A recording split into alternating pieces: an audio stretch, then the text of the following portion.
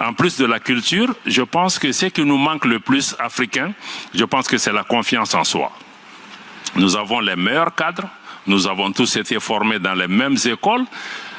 Je dis que même Bill Gates, s'il était en Afrique, il n'aurait pas été Bill Gates, certainement.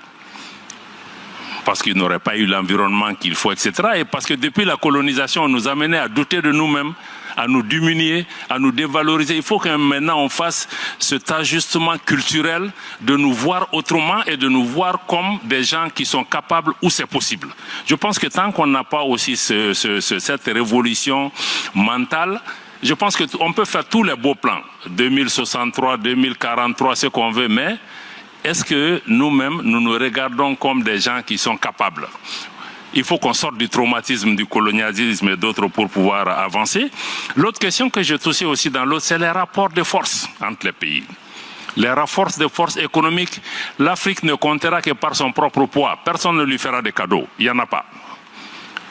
Elle ne sera jamais à la table si elle ne vient pas avec quelque chose. Ça, c'est ton poids économique, ton poids militaire et tout ce qu'il y a. Certains disent que même si on est à la table aujourd'hui, on est plus un menu qu'un acteur. Donc, tu ne peux être qu'un acteur que si tu amènes quelque chose par rapport à cela. Et je pense que ça me semble être extrêmement important que nous puissions mettre l'accent aujourd'hui. Cette Afrique en mouvement aussi, il faut que nous-mêmes nous comprenions. Je pense que ce qui est en train de se passer aujourd'hui dans la tête de la jeunesse africaine, je crois que les choses vont très très vite. Beaucoup plus vite que même nous, dirigeants africains, nous devons essayer de comprendre la jeunesse. Qu'est-ce qu'elle veut?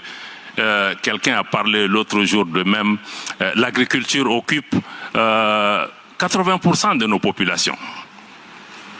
Mais est-ce que nous, on demande à notre jeunesse d'aller dans le milieu rural? Mais les jeunes aujourd'hui, mais ils veulent quoi? Mais ils sont sur leur téléphone, ils veulent l'électricité, ils veulent un monde moderne. Tant qu'on n'a pas amené le monde moderne dans le monde rural, les gens n'iront pas.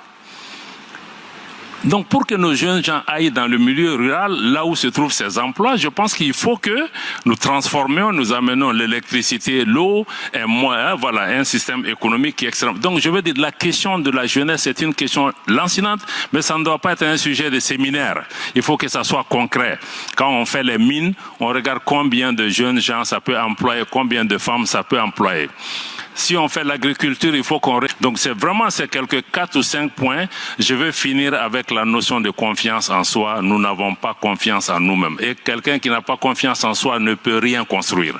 Ce n'est pas de l'arrogance, mais il faut d'abord se connaître, avoir confiance en soi, avoir une destination. Maintenant, quand on a une destination, ce n'est pas un rêve. On voit les Chinois, ils font un plan sur 50 ans, un plan sur 5 ans, mais ils ne dorment pas. Dès que le plan est fini, le lendemain, il commence la mise en œuvre du plan. Or, nous, on attend 10 ans pour dire qu'on est en train d'évaluer. Non. Quand on a une destination, pour y arriver, il faut faire un premier pas.